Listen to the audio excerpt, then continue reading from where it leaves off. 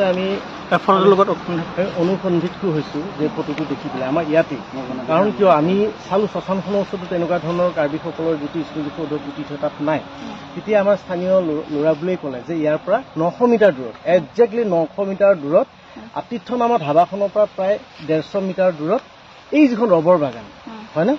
ই সোঁৱাতে ইফালে দক্ষিণ ফালে কি আছে এটা কোক ফেক্টৰী আছে নহয় জানো ঠিক ইয়াতে আমি বিচাৰি আহি প্ৰথমতে সন্মুখত বিচাৰিলোঁ আমি ভাবিলোঁ গছবোৰ কাটি দিলে পাথৰবোৰ উঠাই দিলে কাৰণ জেচিবি চলিছিলে ইয়াত কিন্তু আমাৰ স্থানীয় যুৱক আমাৰ আকাশে আমি একদম জংঘল ফালি এই কাঁইটৰ মাজেৰে আহি পেলাই এই ঠাইত উপস্থিত হৈছোঁ আৰু আমি এক্সপ্ল'ৰ কৰিলোঁ বহুত এই ভাইটিকেইটা আছে আমাৰ লগত কমাৰকুচিৰে পাথৰকুচিৰে আমি ইহঁতে পাথৰকুচি গতিকে ইহঁতে আছে আমাৰ লগত ৰাতুল দাস আছে আমাৰ সাংবাদিক বন্ধু দুজন আছে গতিকে আমি একজেক্টলি এইটোতে তেখেতে সম্ভৱতঃ এইফালৰ পৰা আহি আছিল প্ৰগ্ৰেম কৰি নগাঁৱৰ ফালৰ পৰা আহি আছিল নগাঁৱৰ ফালৰ পৰা আহিব লাগিব কাৰণ ইয়াততো ঠিকৰ পৰা নাহে ইয়াতে হয়তো তেওঁ অলপ জিৰাবলৈ বা কিবা কৰিবলৈ ইয়াতে তেওঁ নামি আহিছিল বাহিৰত যাবলৈ তেওঁ আহিছিল হাইৱেটোৰ ওচৰত জংঘল হোৱাৰ কাৰণে মাত্ৰ এইটো কিমান 30 ফুট এই 30-40 ফুটৰ পৰা তেওঁ নামি আহি পেলাই পাথৰটোত হয়তো জোৰাই পেলাই কাৰোবাৰ কৈছিল ফটো একপি উঠা কাৰণ ইমান ধুনীয়া আৰু আটাইতকৈ ডাঙৰ কথা হ'ল কি আমি বস্তুটো প্ৰমাণ কৰিব এই কোনটো এইটো প্ৰত্নতাত্ত্বিকভাৱেও যদি এইটো পৰীক্ষা কৰা যায় এই বস্তুটো চব গোটেই এইডাল যে আউট যিডাল এজ যে আছে ফটোখন ইয়াতে দেখাই দিলে এই আউট এই ফটোখন চাওক এইখন ফটোখন এইটো পাথৰটো দেখিছে এই কোণাটো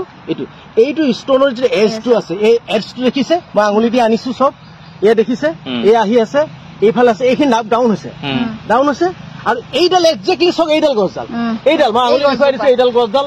জুবিনৰ সন্মুখৰ এইটো বাওঁহাতে এইডাল গছডাল আমি দেখাব এই গছটো আপোনালোকে পাব গোটেই 12 বছৰ আগত ইয়াতে তেওঁ কৈছিলে বেছি দূৰ 900 মিটাৰ গতিকে তেওঁ এই ঠিক একজেক্টলি মানে মই বুলি ক'লে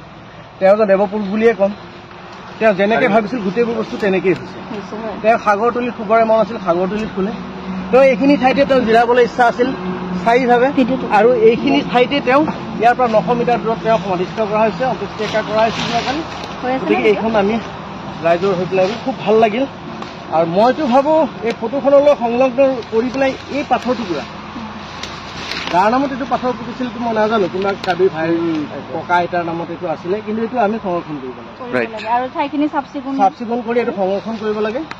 এইটো অসম চৰকাৰে দাবী জনাইছে প্ৰত্নতাত্ত্বিক বিভাগক আমি কৈছোঁ যে এইটোৱে সেই শিলটো য'ত তেওঁ বহি পেলাই কৈছিল মই এই টুকুৰা ঠাইতে মই জিৰণি ল'ব বিচাৰোঁ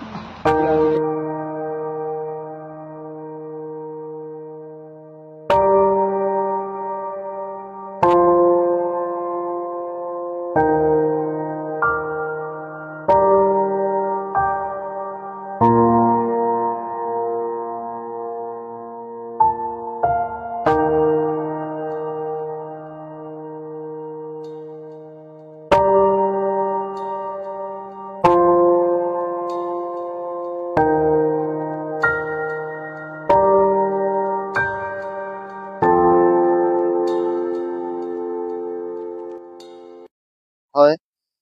মোৰ ঘৰ পাথৰকুচিতে হয় আমাৰ নিচে কাষতে জুবিন দাক ৰখা হৈ গৈছে সমাধি কৰা গৈছে আৰু খুব ব্যস্ততাৰ মাজত আছোঁ মই নিজে বহুত দুখী হৈ আছোঁ আৰু যোৱাকালিৰ পৰা এটা ফটো ময়ো দেখিছোঁ মাজে মাজে মোবাইল চালে খুব ভাইৰেল হৈ আছে আৰু বিশেষকৈ যোৱাকালি ৰাতিতে মোৰ বন্ধু নিপুল তাৰ লগত যেতিয়া মই ঘৰ উভতি আহিছিলোঁ তাৰে পৰা এতিয়া গাঁৱৰ ল'ৰাকেইটাৰ লগত গোটেই বহিছিলোঁ বহাৰ পিছত আমি আলোচনা কৰিলোঁ মোৰ গাঁৱত দুটাই লগৰ বাগান আছে য'ত আমি জুবিন দাক ৰাখিছোঁ আৰু এটা ইয়াতে চেপাকচি বুলি কওঁ মোৰ ঘৰৰ নিচে কাষতে তাৰপিছত আমি পাথৰটো গোটেই মিলালোঁ আৰু দিনত আহি অলপ চোৱা চিতা কৰিলোঁ চেম আপোনালোকে দেখিব ইয়াৰ পৰা চাব যোনখিনি জুবিন দা বহি আছিলে একজেক্ট এইখিনিৰ পৰা চেম সেই পাথৰে য'ত জিৰণি দিছিলে ইয়াৰ পৰা আৰু এইটো ছাইডৰ পৰা ফটোটো লৈছিলে এই লবৰৰ গছবোৰ এইবোৰ আছে পথাৰটো ছাইডতে আছে